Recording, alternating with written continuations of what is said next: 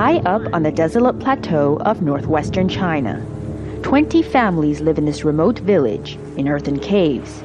It's isolated but not insulated from the outside world. Liu Ling wanted the best for her first baby, a son, so she purchased the Sanlu milk powder, a national brand of fancy product for this poor household. It was all her son Xu Chenchen ever drank for 8 months until he died. Doctors in China were perplexed as to why there was a sudden increase of sick infants during the winter months of late 2006, early 2007. Emergency rooms across the country were filled with worried mothers and fathers and their young children who were howling in pain. All of the children had similar kidney-related ailments. Their stomachs were extremely bloated, and many of them had developed kidney stones and were urinating blood that was thick and granulated like sand and water. And not only were their conditions painful, they were potentially fatal. From discussions with the parents, doctors learned that all of the sick children had one thing in common.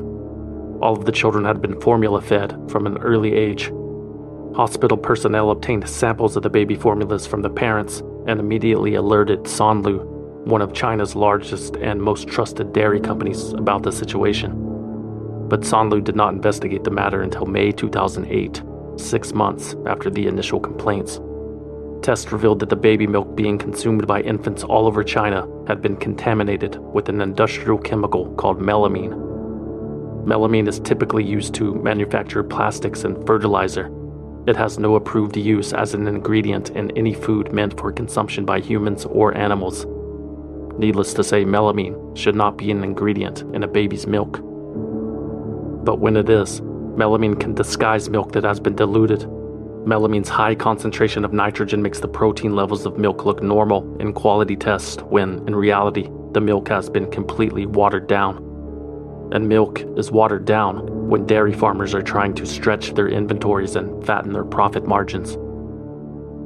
In small amounts, melamine is actually not harmful to humans.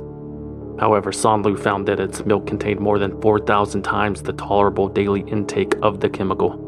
The company began quietly recalling most of its products, and they notified the Chinese government about its findings.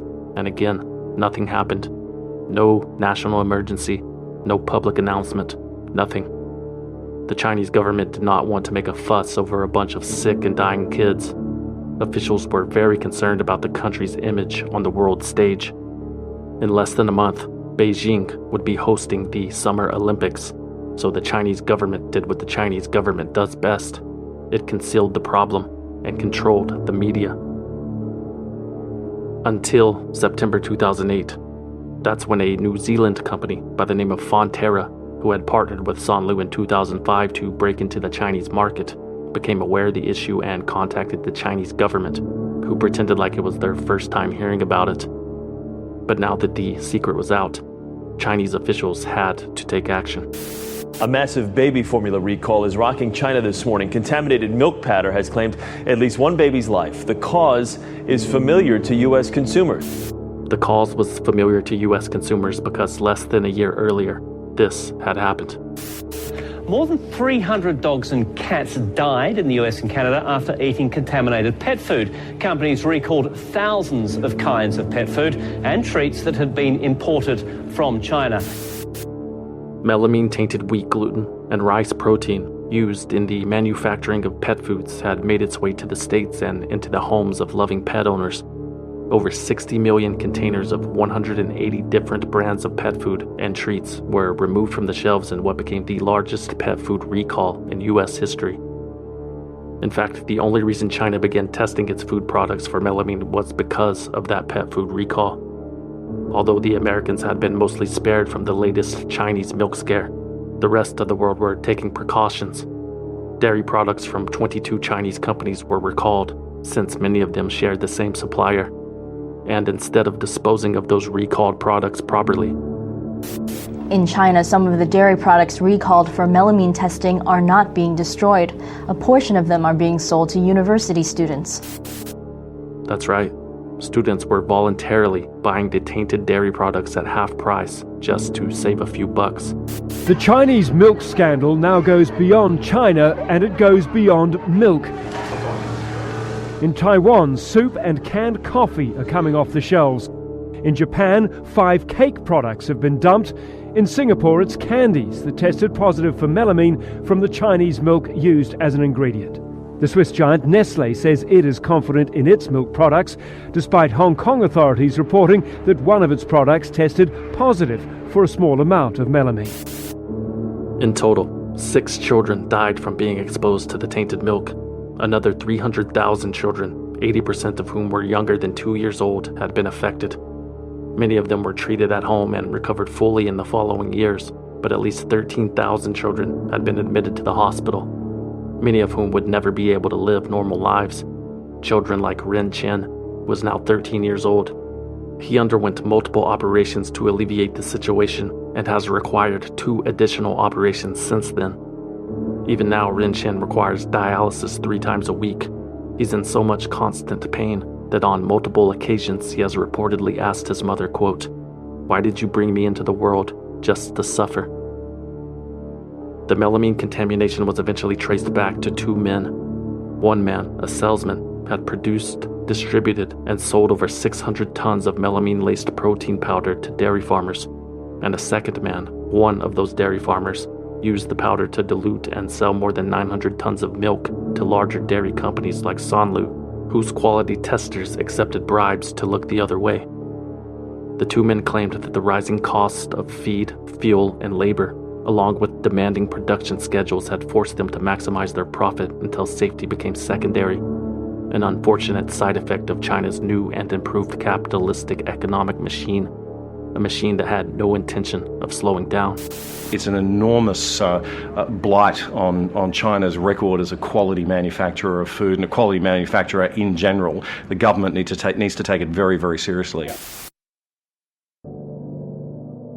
The Chinese government had every intention of taking it seriously. They needed to send a message to its own people and to the rest of the world that incidents of this nature would not be tolerated. China has executed these 2 men for their roles in a tainted milk scandal that killed at least 6 children and sickened more than 300,000 others. In November 2009, the 2 men responsible for the milk scandal were executed less than a year after their convictions, even after one of the men fell to his knees in court and begged for forgiveness. The chairwoman of Sanlu was sentenced to life in prison for failing to stop the production and sale of the milk. 3 other managers at Sanlu, one of whom was bound to a wheelchair after a failed suicide attempt, were sentenced to 5 to 15 years in prison. Sanlu, the company itself, was fined the equivalent of $7 million and was declared bankrupt and shut down. The Chinese government further demonstrated its seriousness by passing the Food Safety Law, which prohibits unauthorized food additives, and it forced the 22 companies that were part of the dairy recall to create a fund to compensate the victims' families, although that fund only contained about $97 million, which, when split between hundreds of thousands of families, is not nearly enough to cover a lifetime of care. And on top of that, the victims were only entitled to that pittance if they are recognized as victims. Many families have reported being denied compensation because they cannot provide medical records that specifically list melamine as the cause of illness. Parents and activists that have protested this injustice have been arrested and detained. They have been followed and monitored by government security agencies. Their internet forum and blog posts have been censored. They have been silenced, essentially, by a government that has taken every measure not to upset consumer confidence. In fact, it was revealed that in 2006, almost 2 years before the milk recall, the Chinese government ignored a report by an operator of a dairy company who claimed that dairy farms were introducing dangerous chemicals into their milk products. Presumably, the government failed to act on that tip for the same reasons it had ignored all of the other warnings. Massive health emergencies aren't good for business, and neither are whistleblowers. The man who first alerted authorities to what would become the melamine-tainted milk scandal has been murdered. Jiang Wei-suo, 44, was attacked by unidentified man in Xi'an City 2 weeks ago. On Friday, he passed away from his wounds. 3 years after the scandal, before it became public knowledge that someone had alerted the government about the situation years before it happened, before everyone realized the entire situation could have been avoided if the government had acted timely and appropriately, And before that whistleblower could say another word, that whistleblower was stabbed to death in his home in front of multiple witnesses, including his wife. No arrests have ever been made. And despite the new regulations and the harsh sentences and the bloody murders, China continues to struggle with quality control. Toy giant Mattel is recalling about 9 million Chinese-made toys. Some have small magnets that children can swallow. Others have lead paint. 26 tons of melamine-tainted milk were seized in Chongqing just last week. And last month, 16 Chinese government officials were charged with breach of duty in a case involving China's biggest producer of pork products. In this week's second toxic food report, following pesticide-coated apples from the orchards of Yantai City, one of China's biggest dairy producers is recalling its baby formula. Inner Mongolia Yili Industrial Group company found unusually high levels of mercury in its baby formula. And that's not even half of it. Since the baby milk scandal of 2008, Chinese consumers are still wary of Chinese farmed milk, instead opting for Australian and European imports. Some Chinese parents even fly overseas to buy out entire store inventories of baby milk products, an admirable and mild inconvenience for a healthy baby. But still, how much safer is it, really? French dairy group Lactalis, which is at the centre of a baby milk scandal, says some of its products may have been tainted for over more than a decade. We are all doomed. But the real question is, why are so many children with healthy mothers capable of breastfeeding being bottle-fed in the first place? The answer to that question is marketing. One company's marketing in particular, Nestle, the largest food and beverage company in the world, a company that critics and environmentalists have labeled the most evil company in the world. And this story is just one of the reasons why. An international boycott ensues after a multinational corporation is accused of contributing to the deaths of millions of infants around the world. On this episode of Swindled. They bribed government officials, clear violations of federal and state law, pay to play millions of taxpayer dollars that were wasted, paid tens of millions of dollars and $1 billion, dummied up its books and records, falsifying its books and records, responsible for the collapse of the entire system. And in this role of some kind of swindle, is that right?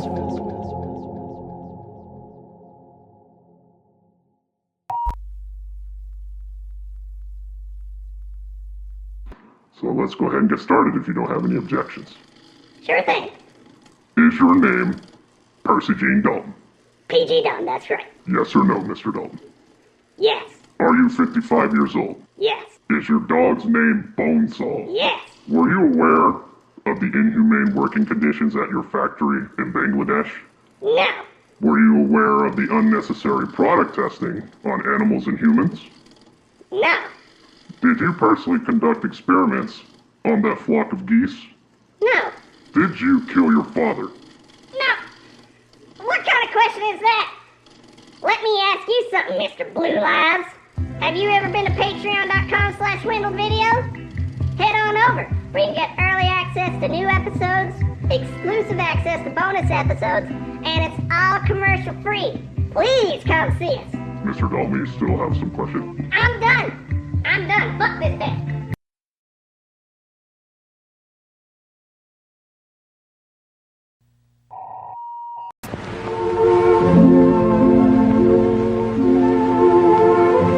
A dream come true after all the months of waiting. Your baby, all yours. So tiny, so helpless, so dependent on you. To feel happy and secure, your baby needs you and the love you give him. To be healthy, he needs the right kind of milk. 50 million babies have thrived happily on this form of milk. Doctors know it is safe, easy for babies to digest, and of course fortified with vitamin D, the sunshine vitamin. In 1867, a Swiss chemist named Henri Nestle created a nutritious food alternative for infants that could be used in cases where the mother was unable to breastfeed. Nestle combined cow's milk, wheat flour, and sugar into an easily consumable formula and offered it to the world in hopes of decreasing the infant mortality rate. Modern versions of Nestle's formula still include the cow's milk, but it's purified and the fat is removed and replaced with fat from vegetable oils, which is more easily digestible. Vitamins and minerals and lactose are added, as are other ingredients depending on the manufacturer, and the concoction is solidified into a powdered form. When purchased, the parent or caretaker just add water to the mix, shake, and then feed it to a hungry infant. By 1873, more than 500,000 boxes of Nestle's infant formula were being sold around the world every year. It was the first commercially available product of its kind, but it did not take long for other companies to recognize their burgeoning market and introduce competition. But Nestle has always held on to the largest share of the market, and as that market continued to expand over the next 150 years, so too did the Nestle company. Today, with more than 400 factories worldwide and 2,000 brands under its umbrella, Nestle is considered the largest food company in the world. In the post-war baby boom of the 1950s, 60s, and 70s, as more women in the Western world were allowed to leave their houses to explore higher aspirations in life, rather than just existing as Mrs. John Smith, formula feeding became a popular supplement for the busy woman, which was great because women in the West could afford to buy it. And while breast milk is unanimously considered to be the superior diet for babies, under certain conditions, the formula was a perfectly acceptable alternative. Unfortunately, there are many places in the world where those certain conditions just don't exist, but that didn't stop Nestle and other baby milk companies from aggressively promoting their products in those places. And it wasn't until the 1970s that the disastrous effects of that aggressive promotion would be revealed. In 1974, a British non-governmental organization called the War on Want published a damning report titled The Baby Killer. The report pointed to Nestle's marketing tactics of infant formula in developing nations located in Asia, Africa, and Latin America as a major contributing factor in the widespread malnutrition, illness, and death of infants in poverty-stricken communities. Although the report contends that Nestle was not the only company using these tactics, they were the largest and most egregious offender. Nestle's advertisements for baby milk in places like Nigeria and Jamaica and other impoverished nations insinuated that formula-fed babies would grow up to be healthier, happier, and stronger than their breastfed counterparts, which was a blatant falsehood. And unlike breast milk, the milk formula was not free. In fact, it was quite expensive, and still is, especially for a family living on $7 a week, which is what the average Jamaican family earned at the time. Some families were reportedly spending half of their entire incomes on feeding their newborns. So, many of those families found a way to save a little money by making the formula stretch a little further by diluting it with water, just like the more thrifty among us sometimes do with hand soap or laundry detergent. In an article published by the New York Times, one Jamaican mother claimed that not only was she feeding 2 babies with the contents of 1 canister of formula, she was watering it down so much that it could provide 3 times as many servings than recommended. And according to the War on Want, this was a common and widespread practice in the Third World. When promoting their product, Nestle did not consider these families' long-term ability to afford the formula. Its only focus was sucking every dime out of these communities, leaving it high and dry, like it was a finite reservoir of water that could be bottled and sold. We'll get to that later. Children who were fed the diluted formula were not receiving nearly enough nutrients, which was leading to severe malnutrition. Dr. Alan Jackson, who operated a clinic in Kingston, Jamaica, recalled one mother who brought her 2 youngest children in to see him. The woman's 18-month-old daughter weighed only 8 pounds, less than half of what an average girl at that age should typically weigh. The woman's 4-month-old son only weighed 5 pounds, 2 less than he weighed at birth, and he had a big bloated belly. Both of them had been fed the diluted formula since the day they were born. The woman's 10 older children had been breastfed, and they grew up healthy and normal. Compounding the problem was the water used to dilute the formula. Many of these poor families did not have access to clean water. Instead, they would tap into the communal, often unsanitary sources of water that sometimes doubled as the community toilet to mix with the baby's food. With limited fuel to boil the water, no other tools for sanitation, and no refrigeration in a tropical climate, the trifecta was complete and the gates of bacterial hell would open. In addition, all of the immunological protections inherent to breast milk are non-existent in formulas. Essential antibodies that have been developed over millions of years of evolution that are passed from mother to child through breastfeeding can help stave off a bacterial onslaught. Without those antibodies, children become much more susceptible to illness and disease. Diarrhea, dehydration, and malnutrition is a deadly combination.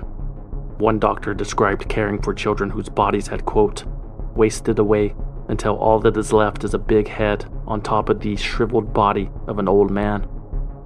And it wasn't just one child that died like this. It wasn't just 50 or 100 or even 1,000.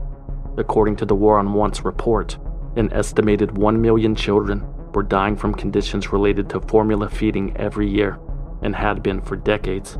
Their graves were often marked with empty cans of milk formula and discarded baby bottles. In its report, War on Want accused Nestle of undermining a bodily function to create consumers for a need that did not exist. The company's promotional materials often labeled breastfeeding as complicated and prone to failure. In Africa, Nestle actually advertised its infant formula with the tagline, "When breast milk fails." Nestle played into the fears of these poor, insecure mothers because it knew that fear and anxiety could actually stop lactation. Nestle's marketing made these women so concerned about producing enough milk naturally that they would dry up as a result and not be able to produce enough milk naturally, thus creating a need for its product. And again, Nestle wasn't alone. Another formula product from a different company was advertised in the Congo with the help of a radio jingle. The lyrics were, quote, "The child is going to die because the mother's breast has given out. Mama, oh mama," the child cries. "If you want your child to get well, give it Clem milk." Very catchy. Nestle also played on the hopes and dreams of the third world mothers. War on Want accused the company of performing a, quote, confidence trick on the poor by convincing women that not only would their babies be inferior without the formula, so would the mothers themselves. Formula feeding had become symbolic for upward mobility, a representation of Western urbanized society, a life that many women in impoverished nations were longing for. Milk companies campaigned on the idea that breastfeeding was beneath a sophisticated woman, that it would make your breasts sag and make you ugly, that it was something that only peasants relied on, that it was not something a white woman would ever do, as evidenced by the white baby on the package. As one World Health Organization nutrition specialist put it, quote, "The massive propaganda of the milk companies is particularly effective in poor sectors of the population. The milk companies are creating a magic belief in the white man's milk powder." And once the formula feeding started, it was difficult to stop. By the time the first can was empty, the mother's body had usually taken the hint and stopped producing milk, and it was almost impossible to start again because the mothers themselves were also malnourished. And the only reason the formula feeding started in the first place is because every mother was given a free sample pack containing formula and a bottle to take home when they were discharged from the hospital. This was one of the most important marketing tactics employed by Nestle, because they knew that 93% of the babies who left the hospital with their product would remain brand loyal, well, until they died of malnutrition, of course. And free samples weren't the only thing Nestle was providing. One of our investigators just wrote me from the Dominican Republic a few weeks ago, about a month ago actually, where she was investigating the problem. And right across the hall from the rehydration ward, which is where they bring back the sick babies, there was a classroom, and outside the classroom was a little bronze plaque, and it said "Classroom donated by Nestle." And inside there were lots of posters, there was formula displayed, etc. Nestle and almost all of its competitors spent untold millions of dollars on office space and furnishings, plane tickets, hotel rooms, conferences, and more for doctors and other medical professionals.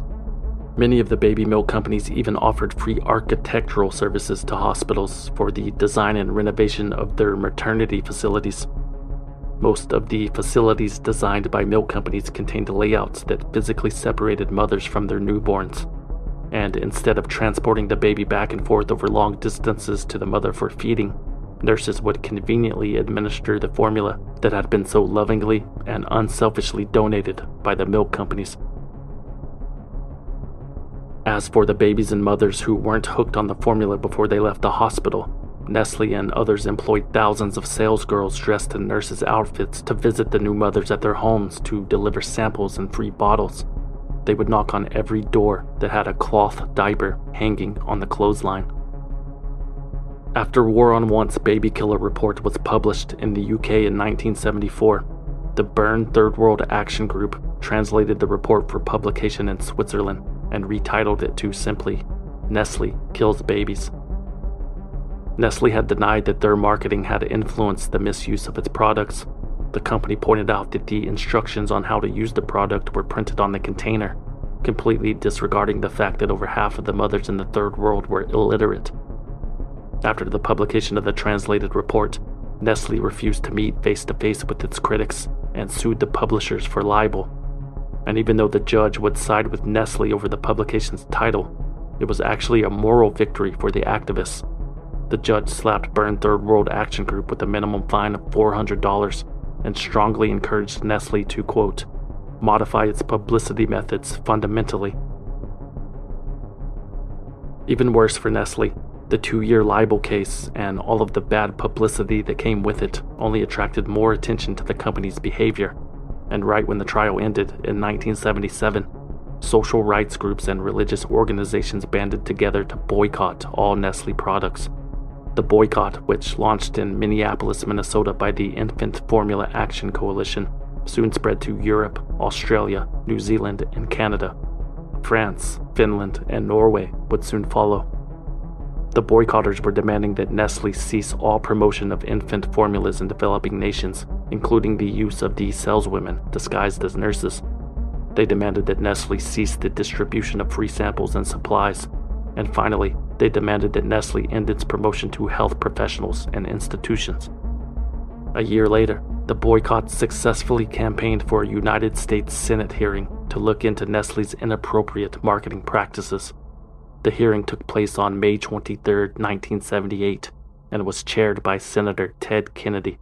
Today we'll focus on one small element of the problems. We'll focus on the use of a product intended to nourish life, to enable infants to thrive and grow, to see how it can have the unintended effects of fostering malnutrition and spreading disease. We'll focus on the advertising, marketing, and promotion and the use of infant formula in developing nations.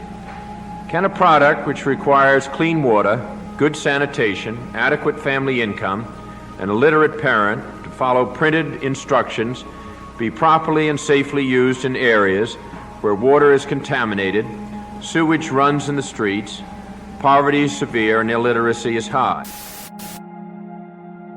Health professionals and representatives from Peru, the Philippines, Jamaica, and other developing nations testified about their first-hand experience with the disastrous effects that formula marketing had afflicted on their communities. Representatives like Reverend Daniel Driscoll, who was based in Venezuela, he described how the written instructions on formula packages did little to prevent the misuse of the product. And yet, if you take a look at the kind of cans that are used in Caracas, and here I have the S26 formula can, you'll see that the directions are in very small print. The kind of print our people never even look at, because 50% are illiterate, and another 20% would be functionally illiterate, and these would be government statistics. And all this can of S26 says is that you should mix this solution in water previamente hervida, previously boiled. A 5-syllable word, and hervida they would understand. But in that very small language, I doubt they would even read it. Once again, you have a picture of a happy little boy here. In a culture that is 70% mestizo, he really is very white. But the highlight of the hearing occurred when Senator Ted Kennedy questioned Nestle spokesperson Oswald Ballerin about whether the formula should be used in places with low rates of literacy and limited access to clean water. The Nestle representative confirmed that it should not be used in those locations, but that ultimately, literacy and access to clean water were not the company's problem nor concern. Take a listen. Would you agree with me that your product should not be used where there is impure water? Yes or no? We give all the instructions. Just answer. What is your position? Of course not, but we cannot cope with that. Do you think that your product ought to be used in areas where there's illiteracy, vast illiteracy? Where there is illiteracy?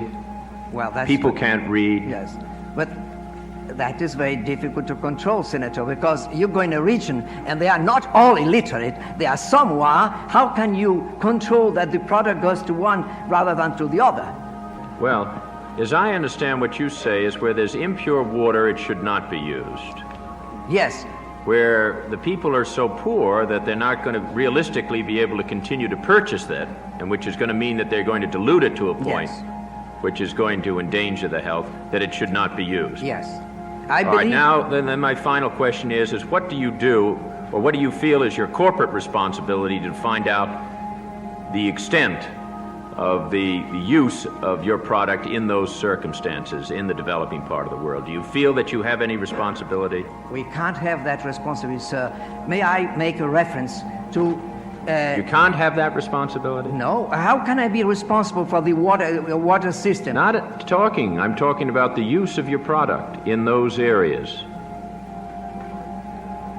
But... Do you feel that the corporation has any responsibility to know whether your product is being just occasionally used in those or widely used in those areas? Or do you feel that your corporation doesn't have any responsibility whatsoever?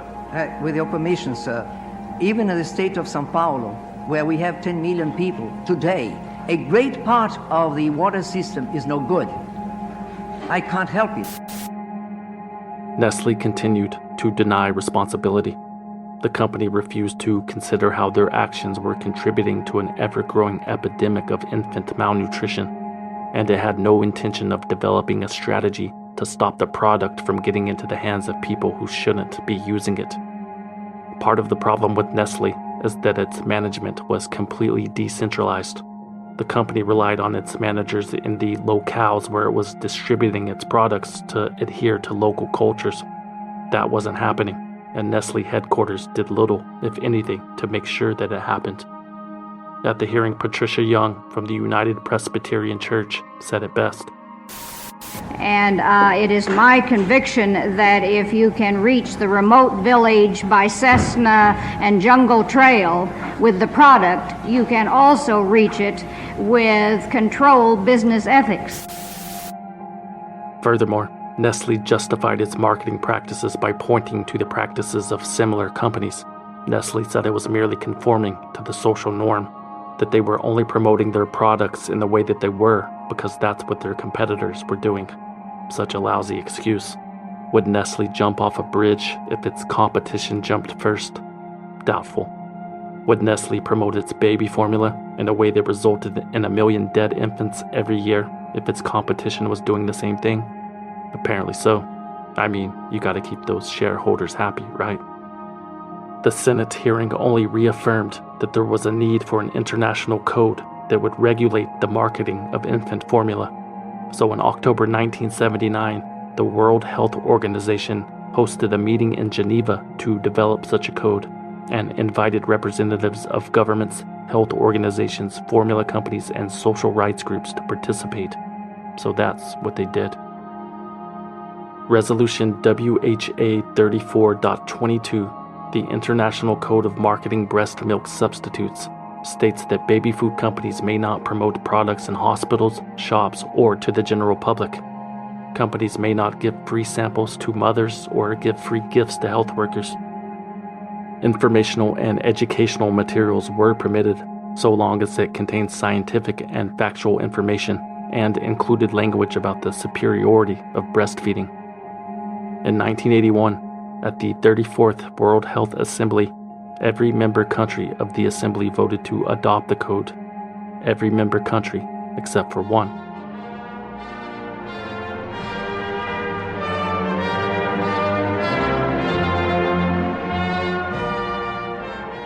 The United States of America, under the administration of Ronald Reagan, refused to adopt the code, claiming that it was a violation of free speech.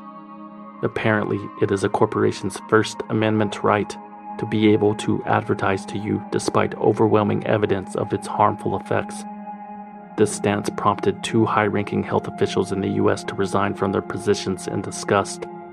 That same year, Ernest Lefevre, Reagan's nominee for Assistant Secretary of State for Human Rights, was forced to withdraw his name from consideration for the position after it was disclosed that his think tank had received over $47,000 from Nestle. Although 118 countries had adopted the code, it was not legally binding unless it was incorporated into those countries' national law. As of today, it is national law in over 60 countries around the world. The Nestle boycott of 1977 was the largest ever international campaign to expose and reverse exploitative corporate practices, and it had worked. Nestle agreed to abide by the code, and the boycott was suspended.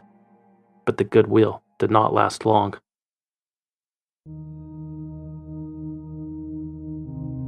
This is Annalise Elaine, the founder of the International Baby Food Action Network. When the code was adopted by over 100 governments, we thought that they would finish the job, that they would take action at the national level. But it was not to be. Very few took action, and the NGOs had to keep on prodding and also monitoring what the industry was doing, what were the companies doing. By 1988, the boycott was relaunched when it was discovered that Nestle and other formula companies were continuing to flood health facilities in the developing world with free samples and supplies. The boycott continues to this day because the practices that were globally condemned in 1984 are still as evident as ever. They're the kind of allegations formula milk companies have faced before. 6 companies spend almost $7 billion a year on marketing, which deliberately undermines breastfeeding. But a joint investigation this week by The Guardian newspaper and international charity Save the Children revealed major players in the industry are actually violating laws in the Philippines, offering free trips to doctors and midwives, handing out pamphlets in hospitals that look like medical advice. In 2018, a report by the charity Save the Children, which was published by The Guardian, accused formula companies of, quote, systematically violating the milk code. The report claimed that formula companies were spending £36 on marketing for every baby born worldwide, with one of the main targets being East Asia. Save the Children found that in the Philippines, Nestle and other companies were still offering free trips, meals, movie tickets, and even gambling chips to doctors and other health workers in exchange for product loyalty and recommendations. Companies are still running commercials on television, claiming that it has been clinically proven that formula-fed infants develop higher IQs. Every mother wants the best for their child, so you can hardly blame them for spending a reported 75% of their incomes on a formula that will supposedly benefit their families in the long run and potentially lift them out of poverty. All of these marketing techniques are clear violations of Philippine law, and with the advent of targeted social media ads and paid mommy bloggers, regulating formula industry marketing is more difficult than ever, while formula industry marketing remains more effective than ever. In the Philippines, only 34% of mothers exclusively breastfeed their children during the first 6 months. In Mexico, 50% of mothers have reported having formula recommended by doctors. In Chile, 75% of hospital staff that were interviewed said that they had been visited by representatives from formula companies. And in Bangladesh, infants, almost all of them formula-fed, make up 70% of all hospital admissions, a number that was almost zero less than 40 years ago. Since the boycott of 1984, Companies like Nestle have spent the following years exploiting loopholes in the code, or just ignoring it entirely in an attempt to capture a larger slice of the infant formula market, which is estimated to reach $45 billion by the year 2025. Yet, they claim to be strictly following the international code. This is former Nestle CEO Brad Alford in 2009 describing the company's adherence. We have lived by that code from that day. There are people that believe that we do not live by that code. We sit down with the World Health Organization, I don't know how many times, 4 or 5 times a year. We look at any complaint that comes in and investigate it, and we feel that we've lived by that. Now, not everybody sees the world the same way we do. Nestle also claims to be one of the largest proponents of the breast is best movement. Yet, according to Save the Children, Nestle hasn't exactly put its money where its mouth is. In 2007, for every $1 Nestle spent on promoting breastfeeding, it spent $10 promoting its baby milk. According to Save the Children, if Nestle wanted to do the right thing and effectively promote breastfeeding, it could use its network of sales reps and advisors and efficient distribution channels to further the cause. Don't hold your breath. Besides, in recent years, Nestle has had a few other PR nightmares to worry about. The world's largest food company, Nestle, has found itself in trouble for bottling water in drought-stricken California. And now to Michigan, where tonight the fight is once again over water. The state just approved a new permit that would nearly double the amount that one global food giant is allowed to bottle and sell each year.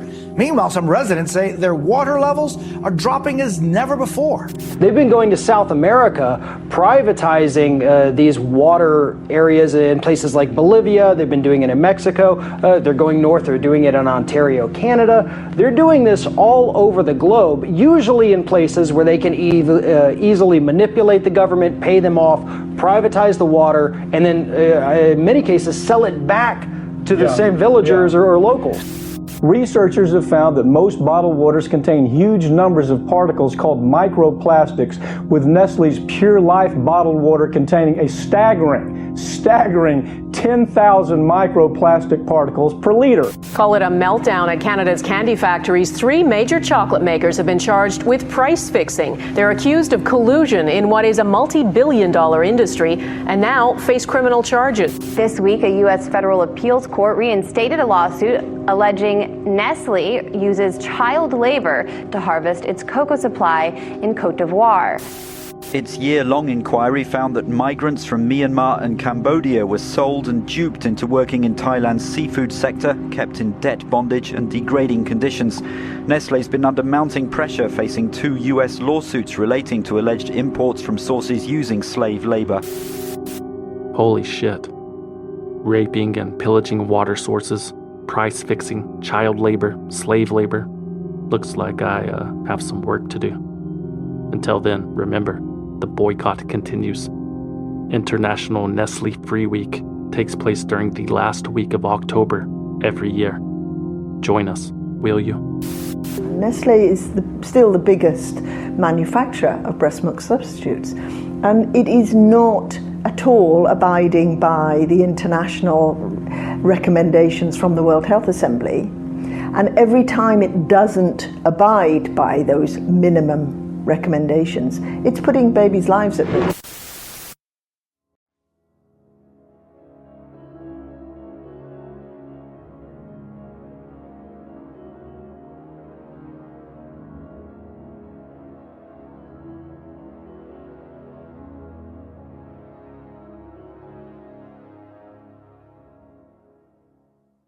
Start filming, y'all. Hey, I said start filming. Look at this shirt. Look at this shirt. That's the formula shirt, baby. You ever seen a shirt that looks like this before?